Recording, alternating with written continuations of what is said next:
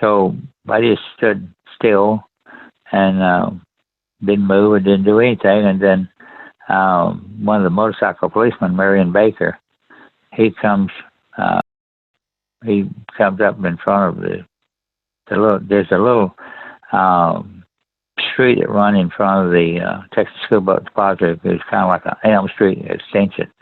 Well, he comes up and lays his bike down, and he comes running up the stairs. He already had his pistol drawn. And so Mr. Truly, and he entered into the building there through the front steps. You're listening to Quorum Radio. Monday through Thursday, Lee would stay in Dallas overnight. He had a room at a rooming house over on Beckley Avenue. And then on Friday afternoon, he would ride home with me to Irving. His wife, Marina, was living with a lady by the name of Ruth Payne, and they were lived in Irving, about a half a block up the street from where I lived with my sister and her husband and 3 daughters. And so he rode home with me on that Thursday, but he did something on Friday morning that he'd never done before. On that Friday morning, he got up and he left Miss Payne's house, and with him he had a package. And so he walked down to my sister's house and crosses the street, and he puts a package in the back seat of my car on the passenger In those side. days, I guess in those days, people trusted that nobody would break into their cars or steal things. Oh, yes. So they do. Yes. We said earlier that times have really changed. Well, back then, people didn't have to lock your cars. They didn't have to lock your doors. Things were a lot safer than they are now. But so he puts a package in the back seat of the car, and then he walks around and looks in the window, one of the windows there in the kitchen area. And my mother was visiting, and she was sitting at the breakfast table with my 3 nieces, and she looked up and sees a man looking in the window. So she says, "Oh, who is that?" And well, I was trying to finish my breakfast, and I said, "Where?" She said, "The window." So we had more than one window, so I looked and checked, and there he was looking in the window. Was he waving? Was he smiling? Was he just like peering in? He just peering in. And so I said, "Oh, that's Lee." I said, he works in Dallas with me. So I go to the back door, and it opens out into a double carport. And so he is walking up to the door when I open it. And I said, "Hey," I said, "I'm running a few minutes late." I said, "You want to come in and have a cup of coffee?" And he said, "No." He said, "I'll just wait for you out here." So he waited for me there on the carport. I finished eating my breakfast and went and brushed my teeth. And by that time, my sister had my lunch prepared. And I always took my lunch. And so I go to the back door, and he's standing there. So we walk to my car, which is parked outside the carport. And so as I was sitting down in the car, I noticed a package on the back seat of my car. So I said, What's in the package, Lee?" He says, "You remember I told you I was going to bring some curtain rods?" I said, "Okay." So I never did think anything else about that. So we get in the car and we drive on to work. And that morning, excuse me, just a quick question, Buell, if I may.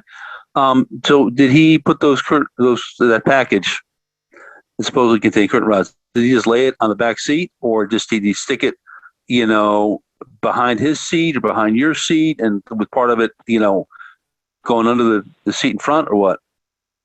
No, it was just laying on the back seat on the passenger side. Okay. And so go ahead.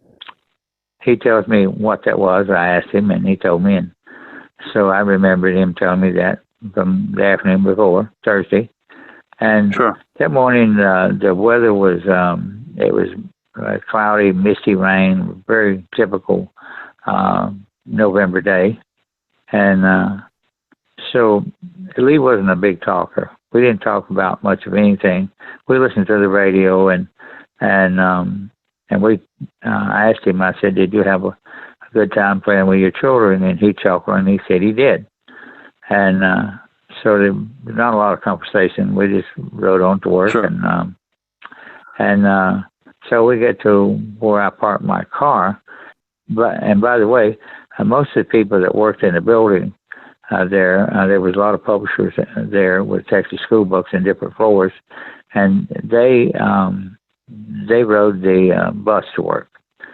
So Sure. the parking lot for employees was about 250, 300 meters down the street. So Right. I get to the parking lot, and so I've been having a little bit of trouble with keeping my battery charged up. And so I got there a few minutes early, and so I was charging the battery, and he realized what I was doing.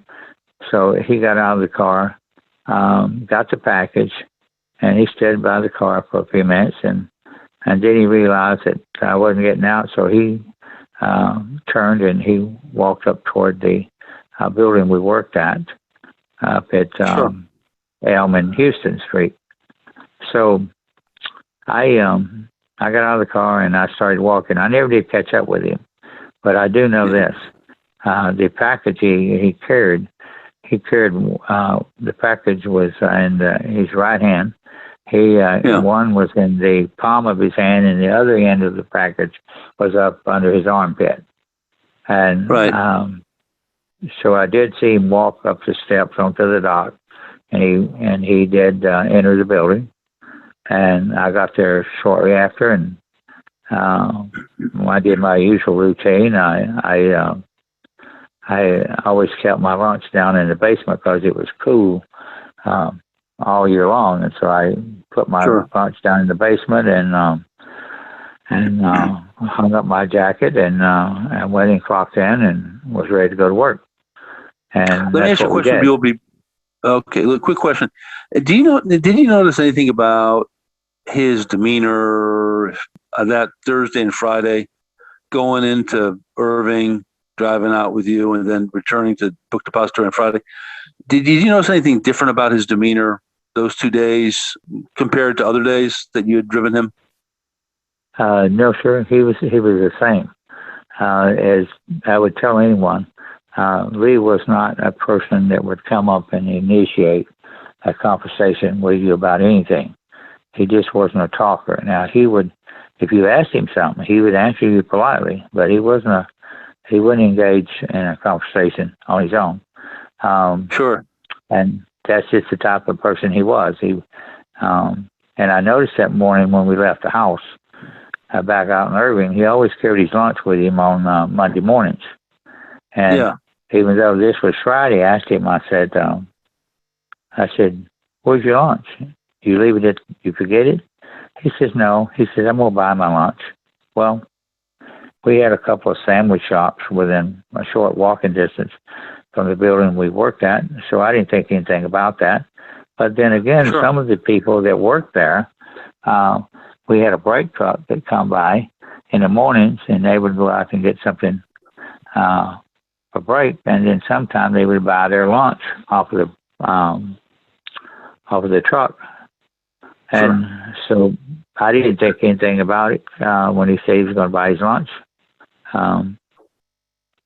So we just went through our normal routine that Friday morning, working and walking, filling orders, and everything just seemed the same.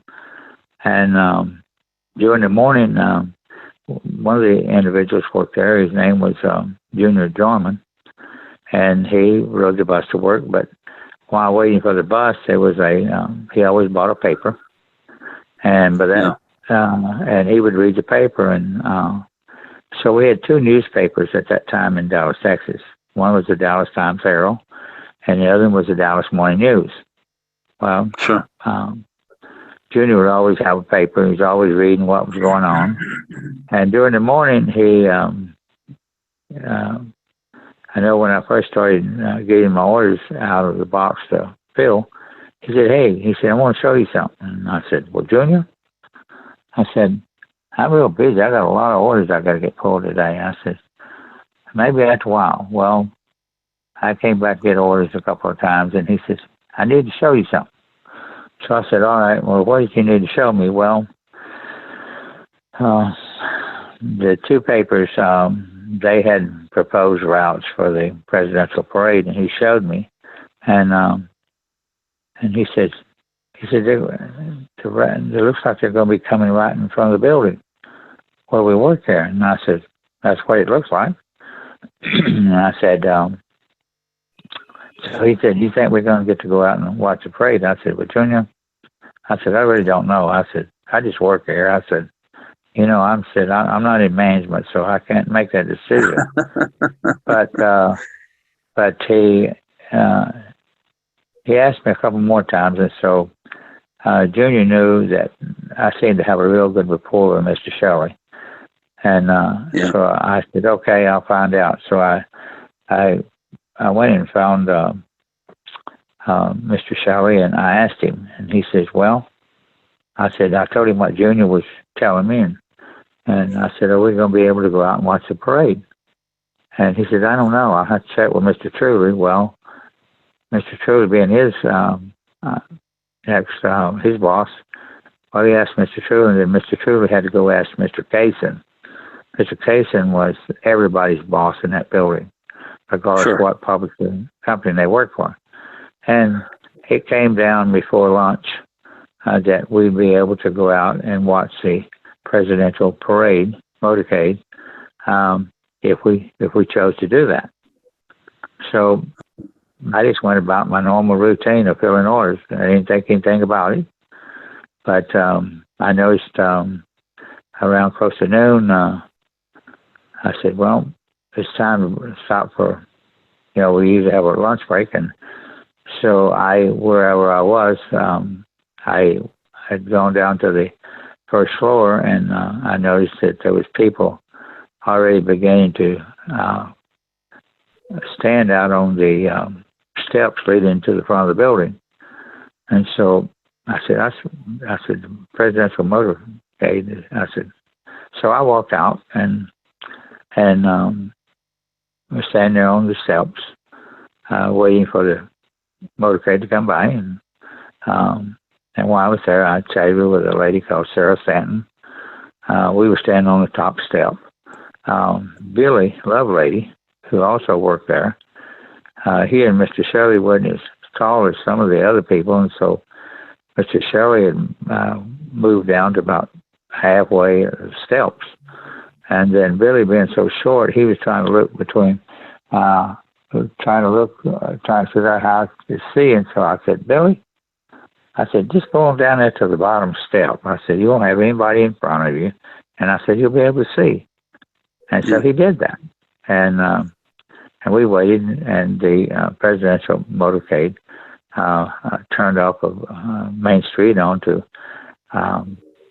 Houston, and they were being led by some motorcycle policemen, and they were turning their bikes on and off, making them backfire.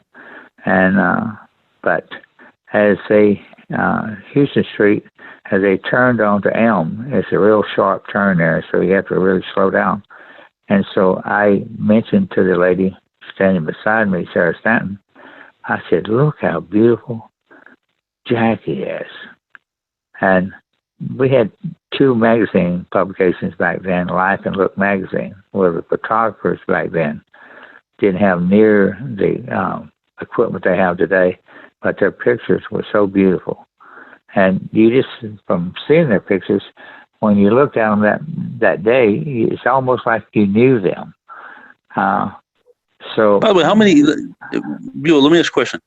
How many yards away, feet away, was the presidential limousine when you saw Jackie and the president at that point? Probably. I never measured it. Probably, maybe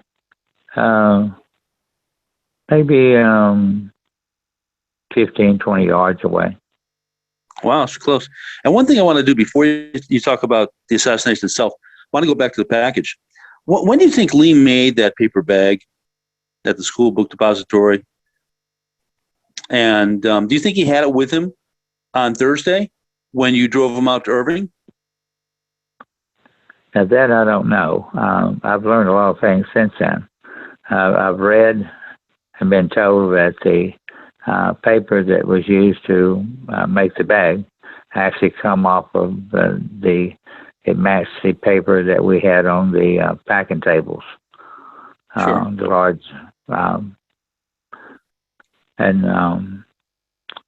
so I never did think anything about it. But as far as did he have it with him on Thursday, the answer to that question is I do not know. If he had it, I didn't know anything about it. No, I did not see that. Okay, so let's did not see that.